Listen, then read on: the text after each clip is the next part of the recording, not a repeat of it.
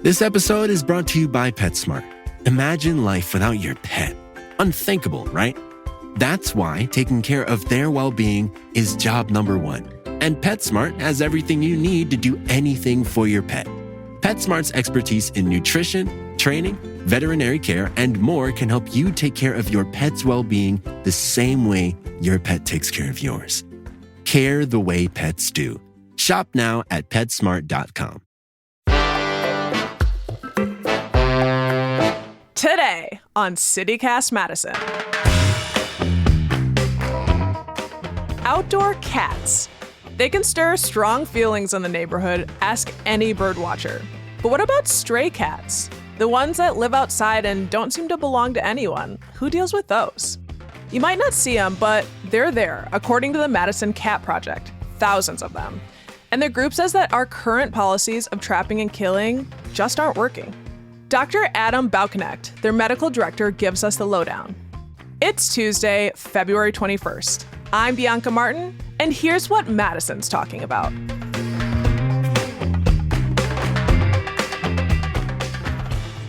Adam, hello. Good morning. Thanks for having me. I'm excited to be here. I have a question. Madison has a feral cat problem? Yeah. I did not know this. That's my first question. Yeah. So, I would say that we certainly have a lot of cats living outside, whether they're feral or not. We generally use the phrase community cats because feral usually means just cats that have no interest in human contact at all, whereas community cats then also includes cats that may be interested in in having contact with people, but don't really have a home so much. They don't really have owners. They're living outside. They are doing okay for themselves, but don't really have a family or a house to live in like we would normally expect with a pet cat. One of our big challenges, what do we do with all of these cats?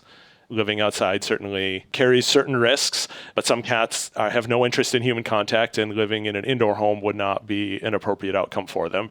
Can you give me any sense of scale, any sense of how large this problem is? We're not really sure. There was a nationwide survey done of shelters and information from pet supply stores and that kind of thing to sort of figure out how many cats are there, how many of them are living inside, how many are there out. And they found that the most reasonable estimate was that there are about as many cats living outside not associated with people as there are pet cats. In terms of the numbers here in Madison, my guess is that there's probably not as many outdoor cats as indoor cats because we don't see them quite as much as other places do. You know, you're not driving down the street and there's groups of cats out in a parking lot somewhere all over the place. And that makes sense because folks in Madison tend to love their animals and they're more likely to, advocate for a cat that they feel like needs help.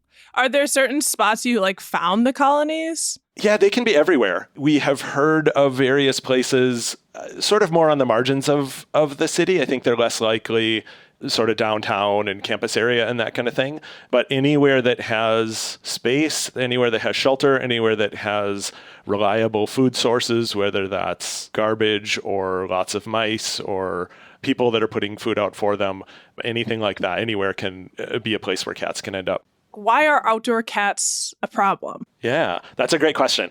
And I think if you ask 6 different people, you're going to get 6 different answers. The main concerns that we have as a shelter are that when there are lots of outdoor cats, oftentimes they're not able to get the care that they need. And so it's a welfare issue for the cats. A lot of people are concerned about the effects that they have on the environment, on wildlife. A lot of people have issues with them as just nuisance animals. They don't want cats in their backyard, causing problems for their indoor cats. And a lot of people are just concerned that there are, with cats outside that aren't getting care, if they're not spayed or neutered, they're just continually having kittens, and then those kittens oftentimes die because they're not getting good nutrition and not getting veterinary care, and people just don't want to see that. Are there any benefits that outdoor cats offer? Sure, yeah. Some people would tell you that rodent control is an important part of it. We work with a lot of rural owners who have farms that specifically want cats for rodent control. That's actually a good outlet for us for the feral cats that we get in. And so we call those working cats, that they're there to kind of do a job rather than being companions and that kind of thing. And so whether people want it or not, it's a reality. It's a reality that we have to deal with. I know this is an ongoing issue, but is the problem more urgent now? In the last couple of years, because of COVID, there were a lot fewer spays and neuters happening because shelters didn't have the resources to be able to do as much of it. And we're seeing a bit of a resurgence because of that we had this time where we normally would have been spaying and neutering a lot of outdoor cats, that basically stopped or was greatly decreased for a year or two. And so we are seeing somewhat of a resurgence recently of the number of outdoor cats that are not getting care. The other big issue is that there is a significant crisis in the number of veterinarians across the country. There's a lot fewer vets. A lot of vet clinics are not taking new clients. They're scheduling out by months at a time. Our low-cost spay-neuter program, we're scheduling out about 6 to 8 weeks at this point. We're getting clients from Milwaukee because the big shelters in Milwaukee are scheduling out 4 to 6 months at this time. So the last year that we have good data for was 2019, and we took in about 900 cats through our program. In addition to that, we did spays and neuters on about 1,200 cats that just came in for surgery that didn't actually come into our adoption program. 2022, we did about 1,500 spays and neuters and about 400 intakes. And part of that represents a shift that during COVID, because of the shortage of protective gear and medications and that kind of thing, a lot of shelters started really dialing back on their intake and working to try to keep cats where they are rather than bringing them in. And so helping people keep cats that they might be having problems with, providing low-cost veterinary care if that's a barrier for people to keep the cats, and then working to provide low-cost spaying and neutering for community cats to keep them where they are rather than having them come into a shelter and then be relocated or euthanized. And now we're going to take a quick break. We'll be right back.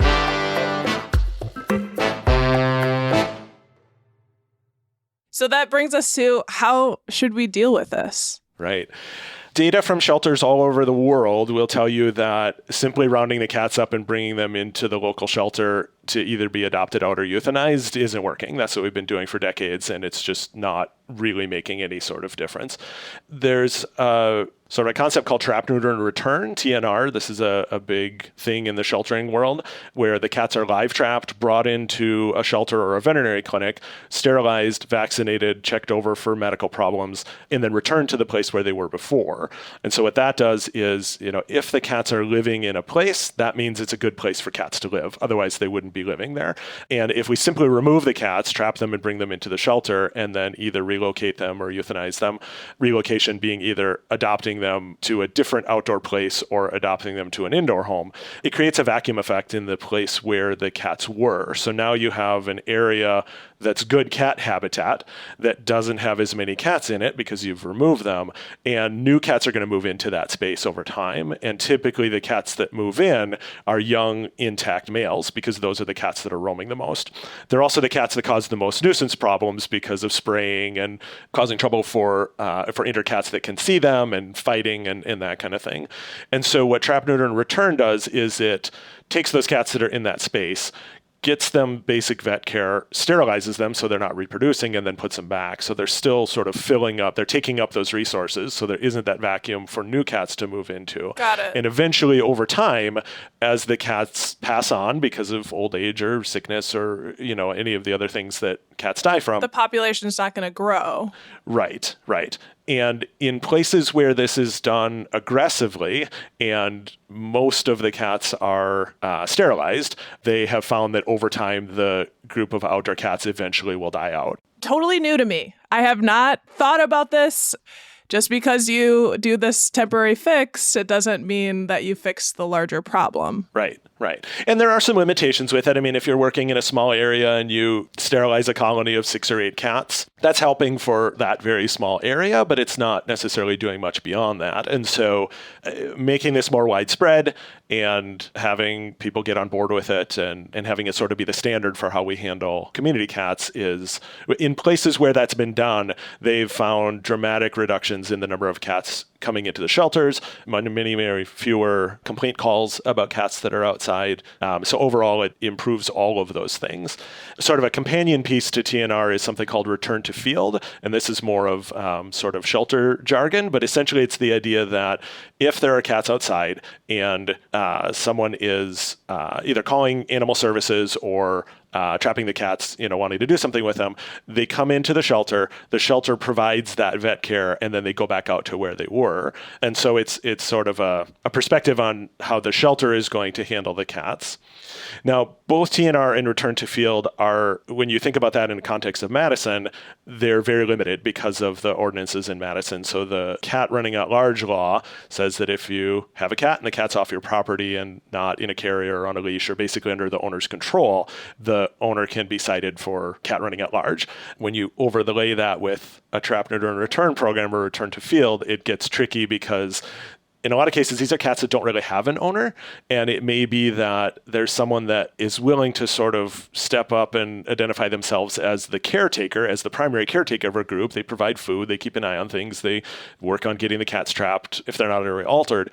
But now that person potentially faces getting fines if someone in the neighborhood is unhappy about all of this and is calling animal services about it.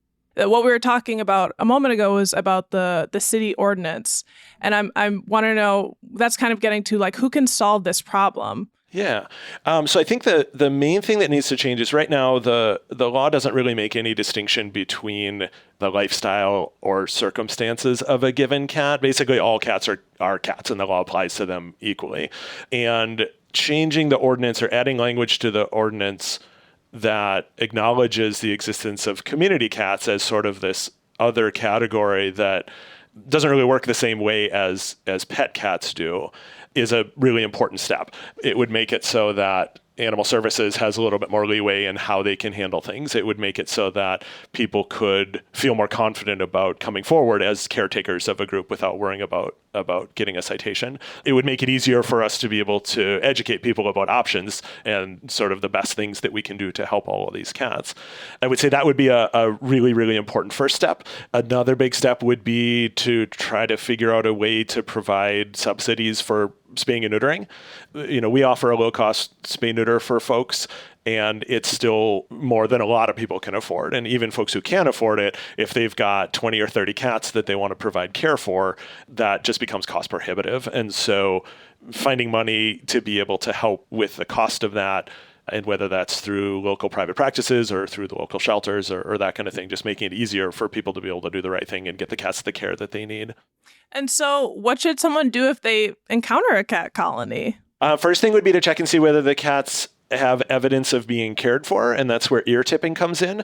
So the standard in the industry is when cats are spayed or neutered through a TNR program is that the tip of their left ear is removed about 1 centimeter. And so rather than having a pointy ear, they have sort of a flat ear. And the goal for that is to be able to identify that this cat has been spayed or neutered already without getting close to them. So if the cat is 30, 40, 50 feet away, and that's as close as you're going to get, you can just tell by looking, okay, this one's got an ear tip. If they have an ear tip, that means that someone is aware of them, someone has given them care, and it's likely that they're doing fine.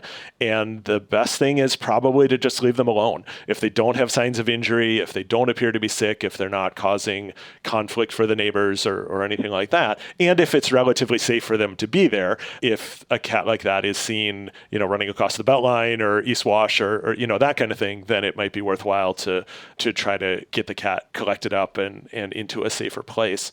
If it looks like there aren't any signs of that, then checking around with the neighbors to see whether or not this might be someone's cat. And I would say at this time, if the cat's not showing signs of care and is in a place where it would be reasonable for them to stay, calling the Humane Society, calling us, calling the local vet clinics to see whether or not they might be able to help get the cat in for surgery, getting that sterilization and vaccinations done, and then putting the cat back out where they came from. And then ideally with providing some follow-up care, providing a shelter and some food and that kind of thing. Just kind of depends on how much attention and time and cost is somebody willing to put into all of this.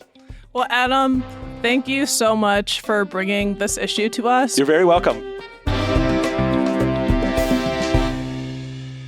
That's Dr. Adam Bauconnect, Madison Cat Project Medical Director.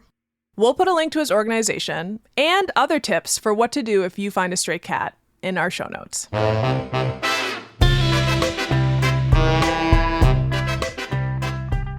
And here's what else Madison's talking about.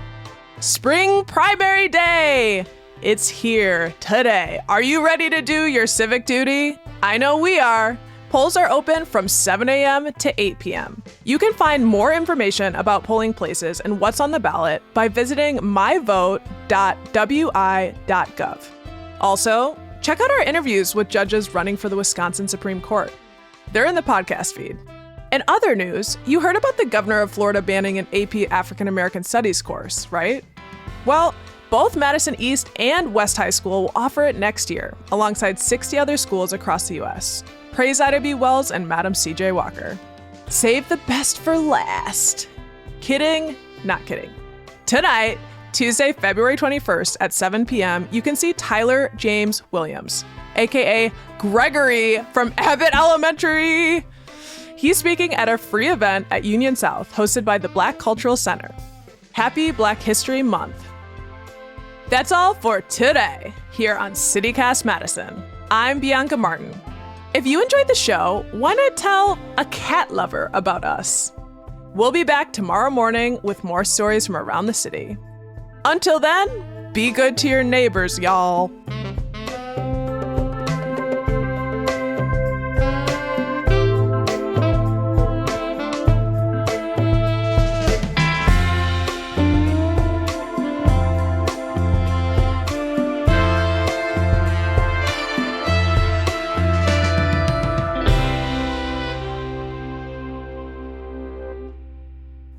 Wow.